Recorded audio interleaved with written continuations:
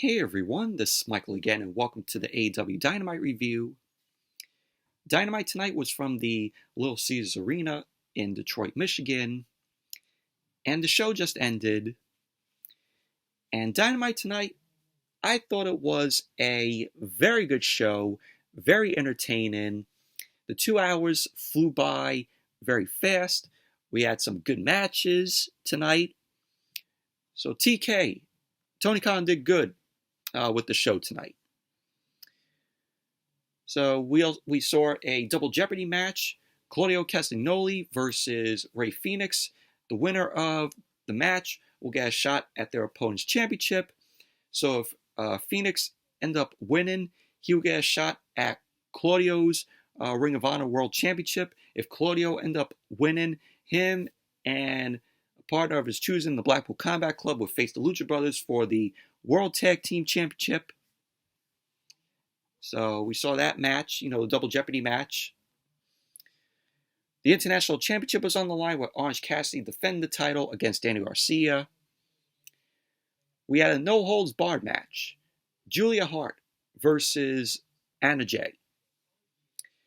We had a House Rules match where the World Trios Championship was on the line. The House of Black defended the titles against the Best Friends, Chuck Taylor, Trent Beretta, and Bandido. And the main event, we had a steel cage match. Jon Moxley versus Kenny Omega, which I am really enjoying. This rivalry between Moxley and Omega. This all first started with them at Full Gear in 2019 in their unsanctioned Lights Out match, which was absolutely great. But Moxley and Omega, pull it off every single time that both of them are in the ring. But overall, Dynamite tonight, very good, entertaining show it was. But anyways, let's jump right into the review. Dynamite opened up tonight with the double Jeopardy match. Claudio Castagnoli versus Rey Fenix. Surprised that Orange Cassidy didn't open up Dynamite tonight again.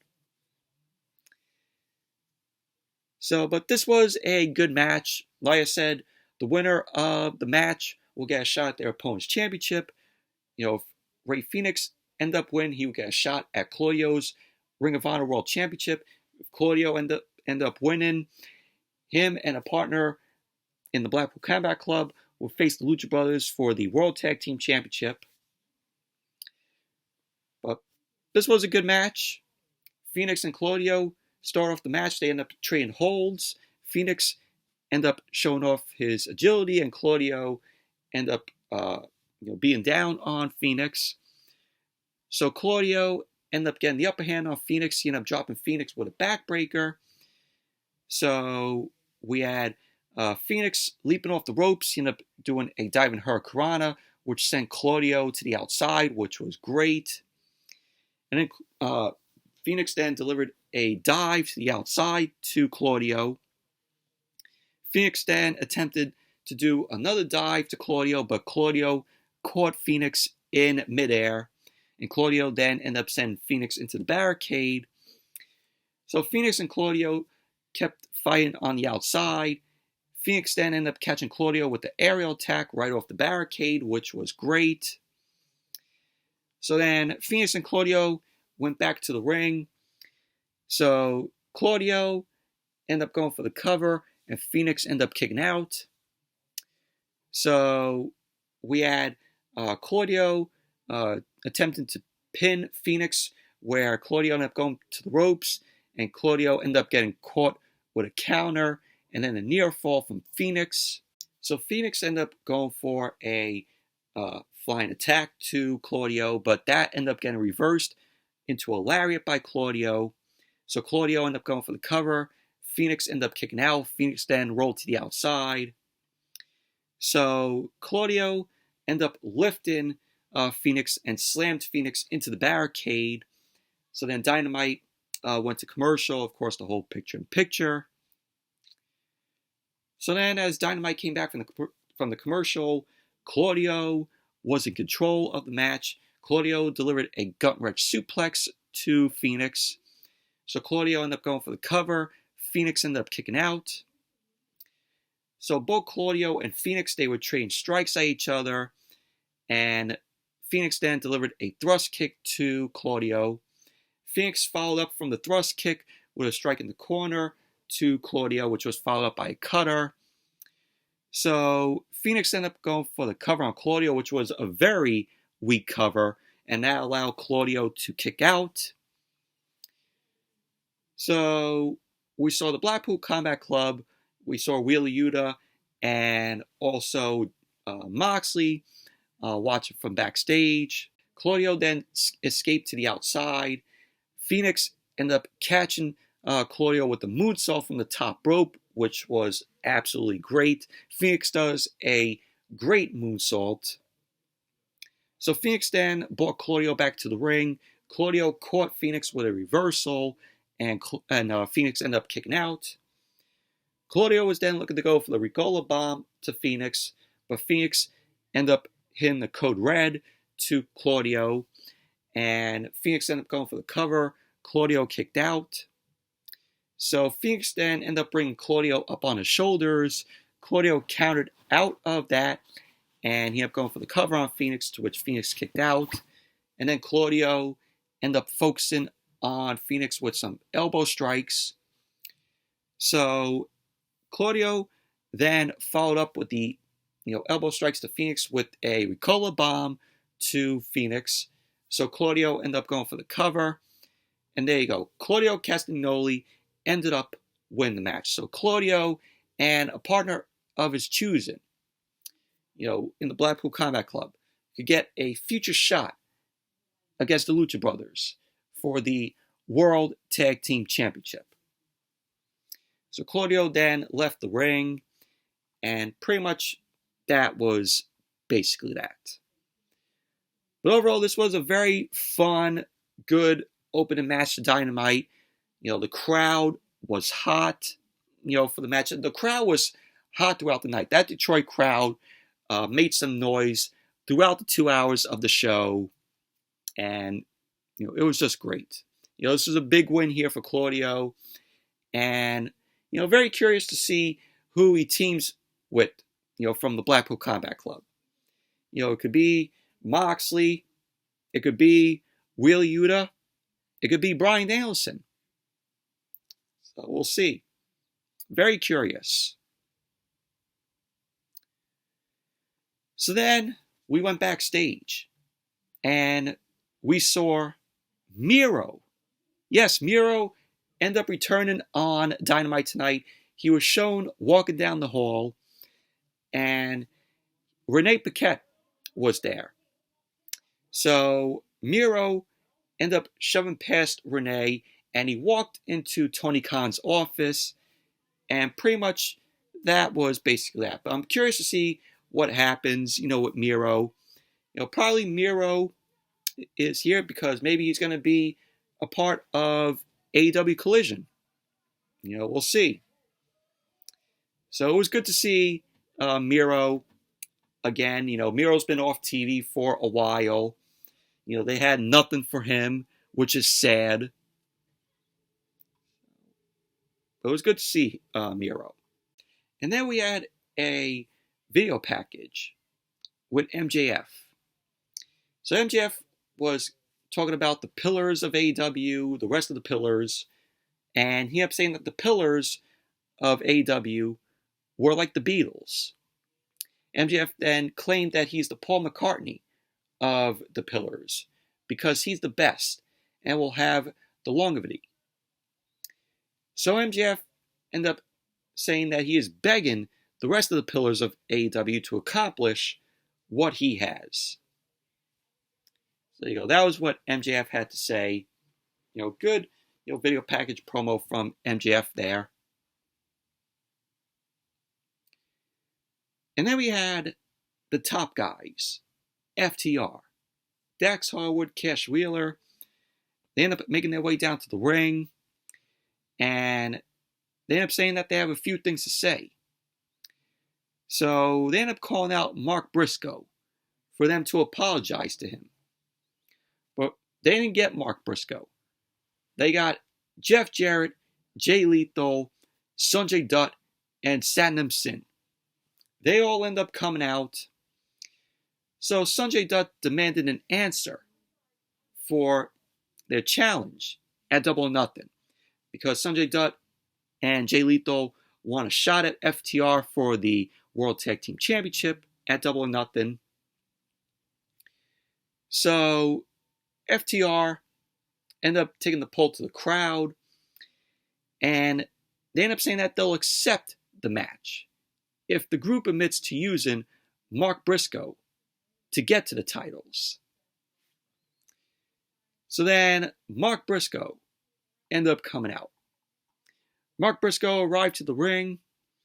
He was telling them to simmer down.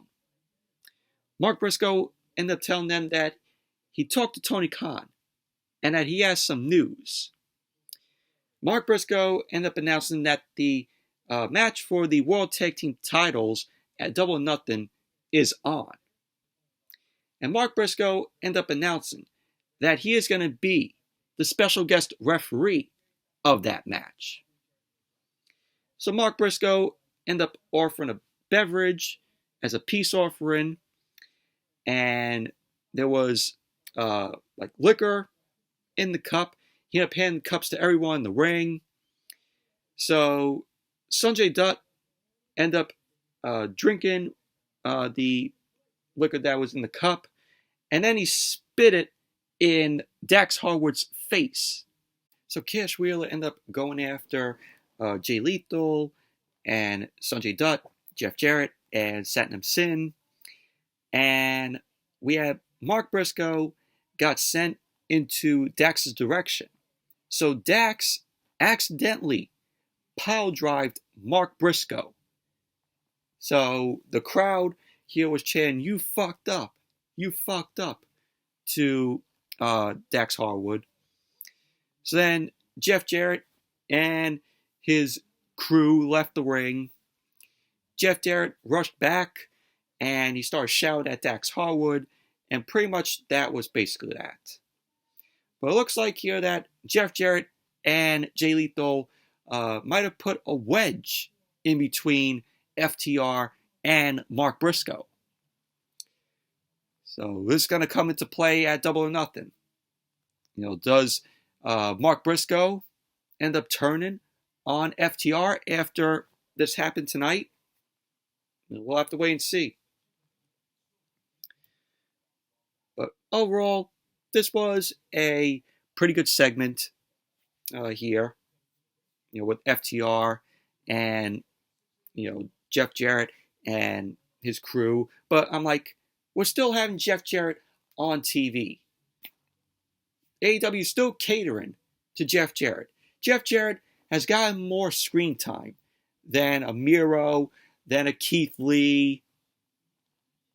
Come on. Keith Lee, Miro, and a bunch of other guys. Swerve. They should be on TV more every single week than Jeff Jarrett. And then we saw Renee Paquette. Renee Paquette was backstage talking with Chris Jericho. She was talking to Jericho about Jericho's issues with Adam Cole. So Jericho ended up revealing that he has a court order banning Adam Cole from the arena when he is there, when Jericho is there. So Adam Cole banned from the arena because of Jericho's court order. So he ended up saying that Adam Cole got the best of him with an unprovoked attack, and he ended up saying that Adam Cole created an unsafe working environment, and that's why he got the court order. So then Roderick Strong ended up coming up to Jericho. He ended up saying that Adam Cole is one of his best friends, and that the only thing Adam Cole is a coward. So Roderick Strong ended up saying to Jericho, well, I'm not banned. But how about we have a match next week? So he had challenging Jericho to a Falls Count Anywhere match. So Jericho ended up accepting the challenge, which is going to be next week on Dynamite. So Roderick Strong revealed his own court order. And his own court order was the Jericho Appreciation Society is banned from the arena next week. So there you go. It's going to be Roderick Strong versus Jericho, Falls Count Anywhere, next week on Dynamite. Jericho Appreciation Society is banned from ringside next week. So then we saw Thunder Rosa. Thunder Rosa ended up returning on Dynamite tonight. She was backstage, and she also entered Tony Khan's office. So we saw Thunder Rosa. So maybe we're going to get Miro and Thunder Rosa a part of AEW Collision when that ends up starting, when that ends up debuting. And then we saw Tony Khan. Tony Khan was backstage. He was talking about all the stars that AEW has, all the big stars. So Tony Khan ended up saying that he's promising a big announcement next week on Dynamite, to which Tony Khan ended up botching the network because he said TNT, it's TBS. So Tony Khan ended up, thinking that Dynamite was Rampage because Rampage is on TNT. So Tony Khan was confusing Dynamite with Rampage for this announcement. But the big announcement next week is probably going to be the date of AEW Collision. That's what it's going to be, in my opinion. It's going to be the announcement of the debut of AEW Collision. And then we had the International Championship on the line. Orange Cassidy defend the title against Daniel Garcia. And this was a good match here. So Orange Cassidy started off the match. He ended up catching Daniel Garcia with a waistlock takedown. Daniel Garcia followed up with a waistlock takedown of his own on Orange Cassidy. So Cassidy ended up taking Daniel Garcia down with an arm drag. And he followed up by locking in an armbar on Daniel Garcia. Daniel Garcia then got to his feet to reverse the armbar. But Orange Cassidy ended up getting some offense on Daniel Garcia. Daniel Garcia ended up going for a drop toe hold to Orange Cassidy. To which point Orange Cassidy ended up blocking the drop toe hold. And he ended up sticking his hands in his pockets, of course. Typical Orange Cassidy. So Orange Cassidy started alone a flurry of offense on Daniel Garcia. So Daniel Garcia ended up twisting Orange Cassidy's injured hand. And both Daniel Garcia and Orange Cassidy ended up spilling to the outside. Daniel Garcia and Orange Cassidy ended up getting back to the ring. Daniel Garcia was just going at it at Orange Cassidy, just taking the fight to Orange Cassidy. So then things end up spilling back to the outside between both of them. Daniel Garcia ended up sending Orange Cassidy onto the apron. And then Daniel Garcia ended up sending Orange Cassidy into the barricade. So then as Dynamite came back from the commercial, Daniel Garcia started taunting the crowd. Orange Cassidy ended up getting back to his feet in the corner. Daniel Garcia ended up going after Cassidy in the corner, but Cassidy ended up stopping a superplex attempt from Daniel Garcia. And Orange Cassidy delivered some elbows to Daniel Garcia's back. So Daniel Garcia ended up catching Orange Cassidy with a superplex. So Daniel Garcia then ended up hitting the superplex to Orange Cassidy after all. So we had Orange Cassidy end up delivering the Stung Dog Millionaire to Daniel Garcia, only for Daniel Garcia to counter a DDT into a dragon screw, which was great. So both guys end up trading blows at each other. Danny Garcia ended up kicking Orange Cassidy right in his kneecap, which took Orange Cassidy down. Danny Garcia then ended up setting Orange Cassidy up for a pile driver, but Orange Cassidy ended up reversing that into a beach break. So Orange Cassidy ended up going for the cover, and Danny Garcia ended up kicking out. Orange Cassidy was looking to go for the orange punch to Danny Garcia, but Danny Garcia ended up dropping Orange Cassidy with a drop kick to Orange Cassidy's knee. Danny Garcia then ended up following up by taunting Orange Cassidy with the vicious kicks that Orange Cassidy does, which got boos from the crowd when Danny Garcia ended up doing it to Cassidy. So Danny Garcia then delivered a kick to Orange Cassidy and then a jumping pile driver. So Danny Garcia ended up going for the cover. Orange Cassidy ended up kicking out. Orange Cassidy then ended up catching Danny Garcia with an inside cradle and then a beach break. So Orange Cassidy ended up going for the cover, and then Danny Garcia ended up kicking out. Danny Garcia then ended up catching Orange Cassidy with the Dragon Tamer. So he ended up leaning back, and he ended up putting the pain on Orange Cassidy's legs. Danny Garcia then followed through with a triangle sleeper on Orange Cassidy, which was followed up with a crossface. So he then started stomping Orange Cassidy's hand. So he ended up going for the cover, and Orange Cassidy ended up kicking out. Orange Cassidy ended up catching Danny Garcia, and he ended up rolling up Danny Garcia. And there you go. Orange Cassidy ended up winning the match, retaining the International Championship. Overall, this was a very good match between Orange Cassidy and Danny Garcia here. And it was a really good showing from, both guys. So, but good match. And then we had Christian Cage and Luchasaurus. They ended up both coming out. Tony Schiavone was standing in the ring with the both of them. So Tony Khan was addressing Christian Cage, challenging for the TNT Championship. So Christian ended up saying that he's the number one contender because he is Christian Cage. And he ended up, breaking down, Detroit. He ended up talking shit about Detroit. So Christian ended up saying, when you've accomplished what he has, you can walk into the office of Tony Khan and say, I get the shot. So Christian ended up going on to address the daddy issues of those in the company, particularly Wardlow.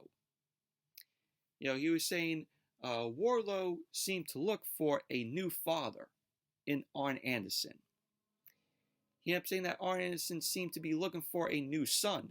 Of course, he was referencing Brock Anderson being under contract. So Cage ended up running down Arn Anderson. He ended up declaring himself a legend.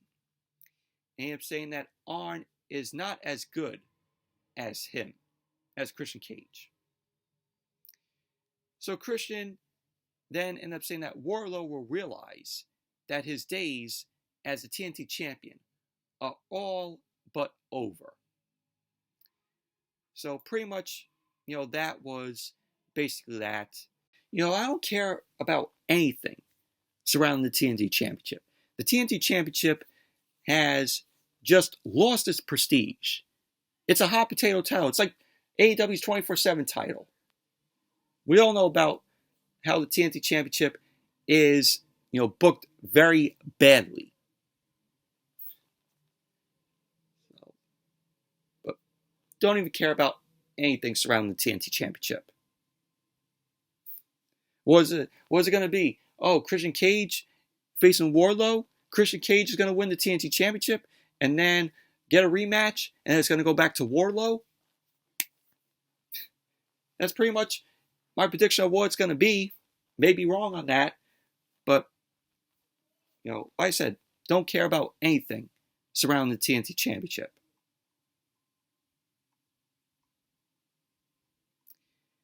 And then we had Julia Hart versus Anna Jay in a no-holds-barred match. And this was a very good match here, showcasing Julia Hart and Anna Jay together, going one-on-one. And this match came into play with the culmination of, the issues, of weeks of issues between the two of them. So Julia Hart ended up making her way out. Good presentation of Julia Hart, coming out there with her theme music, playing, which I thought was very good theme music that they chose for Julia Hart. So Anna Jay ended up coming from behind and attacked Julia Hart with the steel chair. So both women end up heading into the ring. Julia Hart ended up sending Anna Jay out of the ring, and she ended up sending Jay into the barricade. So Julia Hart then ended up getting out a kendo stick. She ended up attacking Anna Jay with the kendo stick several times. So both women got back to the ring. Anna Jay ended up pulling the kendo stick from Julia Hart, and she started attacking Julia Hart with the kendo stick, herself. So we had Anna Jay end up delivering a snap suplex on the outside to Julia Hart, but Julia Hart ended up coming back, sending Anna Jay into the ring post repeatedly. So we had Julia Hart end up going under the ring. She ended up grabbing several chairs. She ended up grabbing Anna Jay, and she ended up driving Julia Hart face first into the stack of chairs. Anna Jay ended up sending Julia Hart back into the ring, and she ended up going for the cover, and Julia Hart ended up kicking out. Anna Jay ended up grabbing a trash can that was nearby. She ended up slamming the trash can into Julia Hart. She ended up setting the trash can up, over Julia Hart, ended up putting the trash can on top of her. And Anna Jay ended up delivering a big kick to Julia Hart in the corner with the trash can over her. So Anna Jay ended up going for the cover, and Julia Hart ended up kicking out.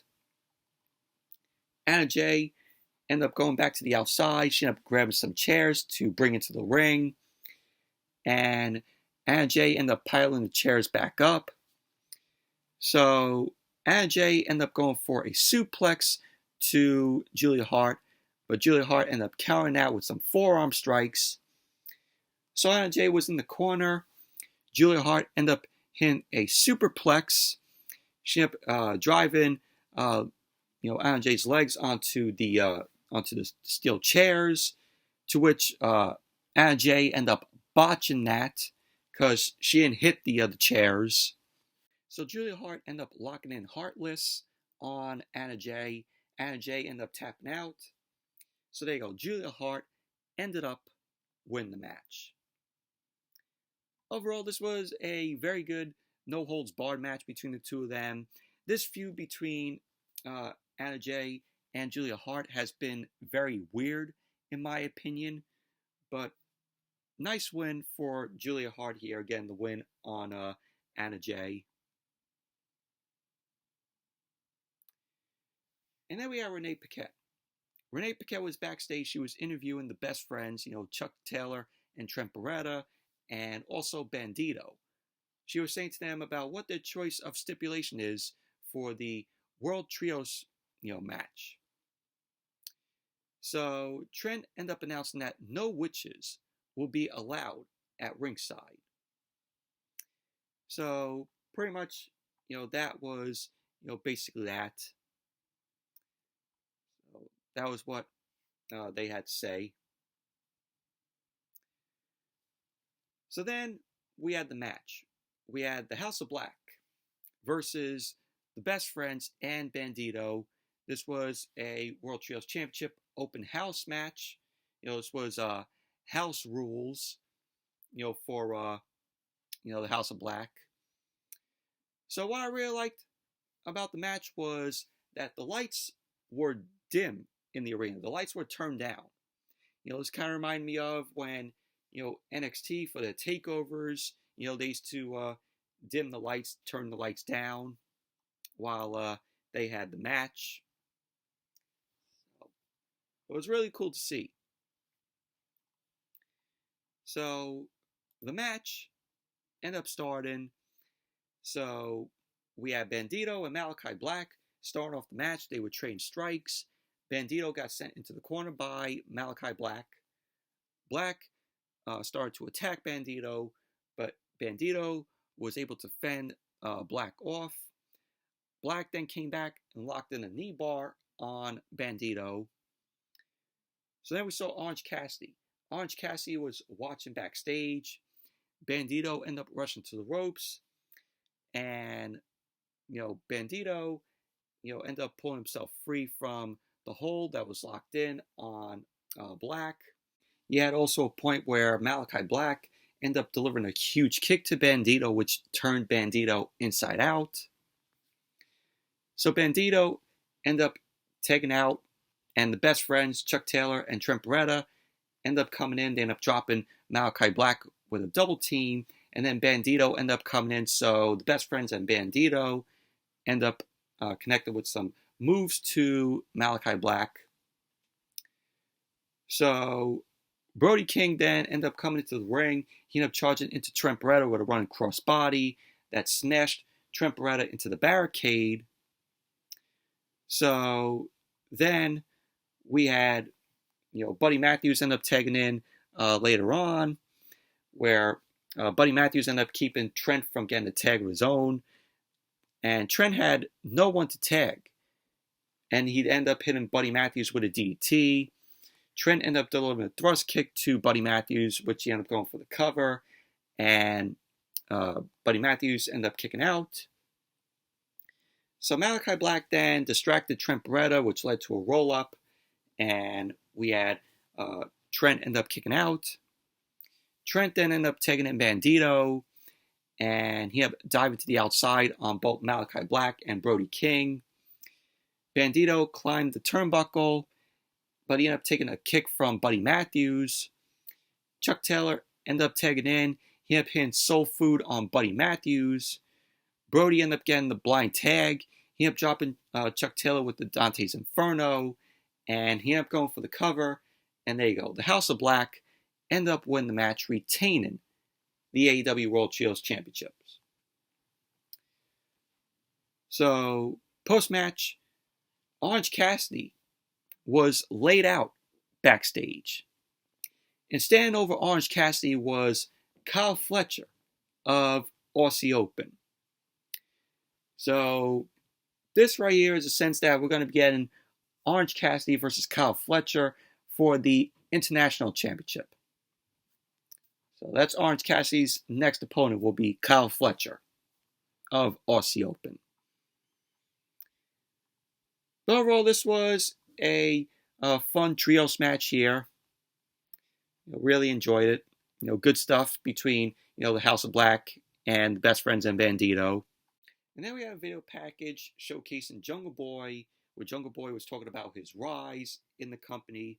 Christian Cage also, talked about Jungle Boy. So we saw that.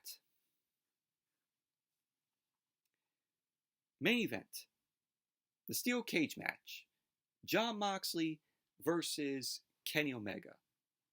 Very good, cage match this was. Very crazy, very chaotic. Moxie and Omega, their feud, was just very good. Their feud started at Full Gear in 2019 in that unsanctioned Lights Out match, which was the main event of, Full Gear in 2019, which that is just a awesome match. Check out that unsanctioned Lights Out match between Moxie and Omega at Full Gear 2019 if you guys haven't seen it. Just one of my favorite matches of that show. So we had Kenny Omega, making his way out. Jon Moxley made his way out before Omega made his. So Kenny Omega made his way out to the ring. He was accompanied by Don Callis. So Moxley ended up jumping on Omega on the ramp. So Moxie and Omega end up going at it, and we had the Blackpool Combat Club end up coming down. They end up going after Omega. We had Claudio and Wheeler Yuta, going at it there. Bryan Danielson was on commentary for the match. So we had Matt and Nick Jackson. They end up making the save. They delivered a double super kick to Claudio. So we had the Young Bucks end up contending with the Blackpool Combat Club by the stage. Security end up coming out to break things up between them. So Omega then end up entering the cage. He was waiting for Moxley to come in. So Moxley then made his way in, and the match got underway.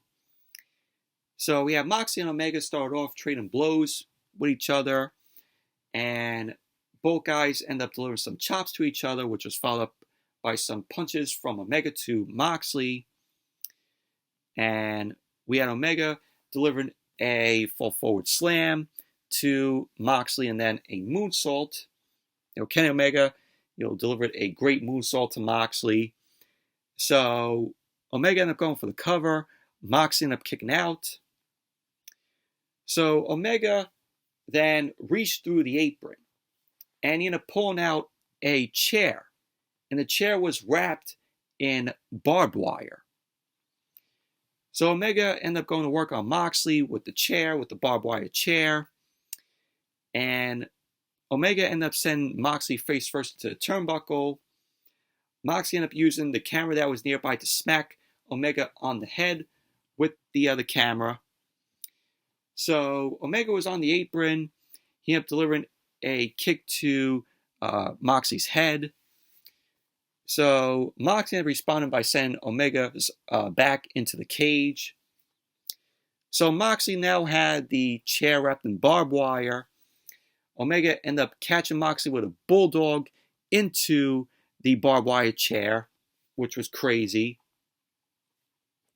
So then Omega ended up lifting Moxley up, and Omega ended up hitting a body slam to Moxley right on the barbed wire chair. So Omega ended up climbing the turnbuckle. Moxley ended up catching Omega with a superplex onto the barbed wire chair, which was crazy. Moxley's back was all bloody, and his face was bloodied up as well. So as Dynamite came back from the commercial, Moxley ended up pulling the hook of the turnbuckle, because during the picture-in-picture, Moxley loosened the top turnbuckle. He grabbed the hook from the turnbuckle, and he pulled the hook into Omega's mouth to fishhook Omega. So Moxley then ended up getting the top rope and started choking Omega with the rope. But Omega ended up rigging the eyes of Moxley, and we had Moxley get back in control with the top rope to Omega.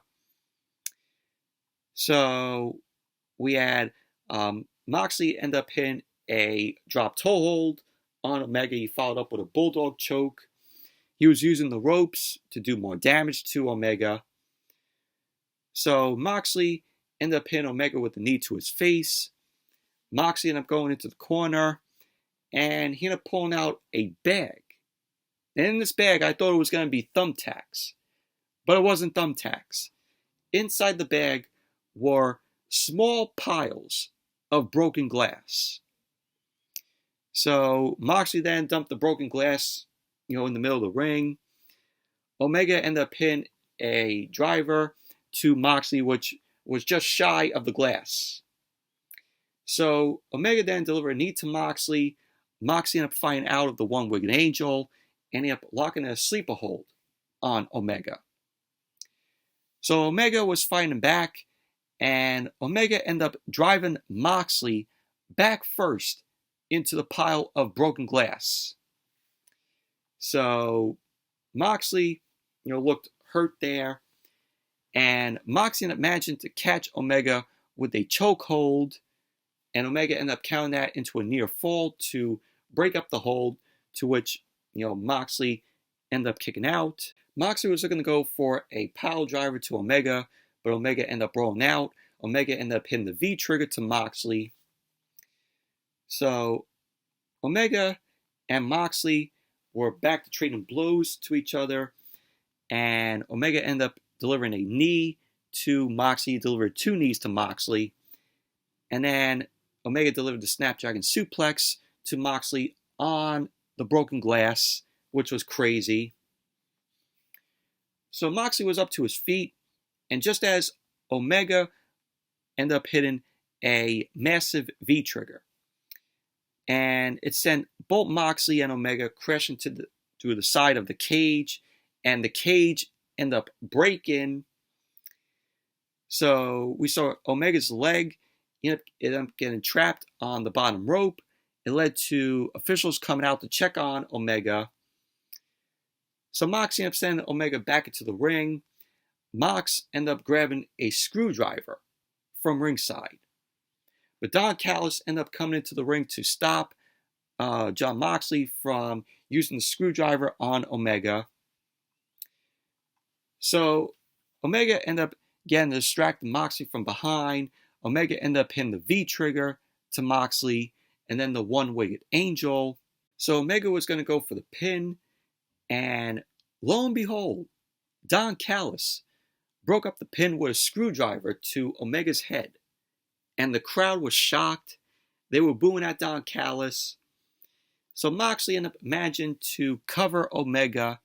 And they go, Jon Moxley ended up winning the match, thanks to Don Callis.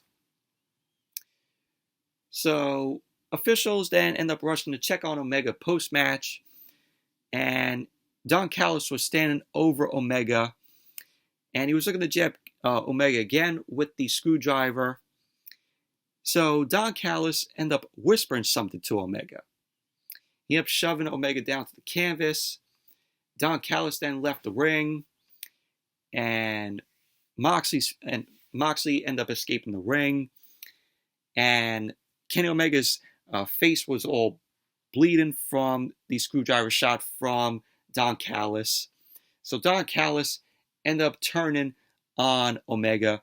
So now Don Callis is aligning himself with the Blackpool Combat Club, which I obviously knew that was going to happen. So, but the crowd there in Detroit were booing the hell out of Don Callis. And pretty much that was basically how Dynamite went off the air. Overall, very good steel cage match between Moxley and Omega. Just loving their rivalry, their feud together. And Don Callis, turning on Omega. I was not surprised by it. So I knew this was coming. But overall, very good Dynamite tonight. Very entertaining show it was. But anyways, that's it for the Dynamite review. Thank you all for watching. Hope you all enjoyed this review. Definitely give the video a thumbs up, comment, subscribe, and I will see you all on Friday with the SmackDown review. No AEW Rampage review because Rampage is going to be on Saturday night this week, so it will only just be a SmackDown review on Friday. So until then, see you guys on Friday for SmackDown.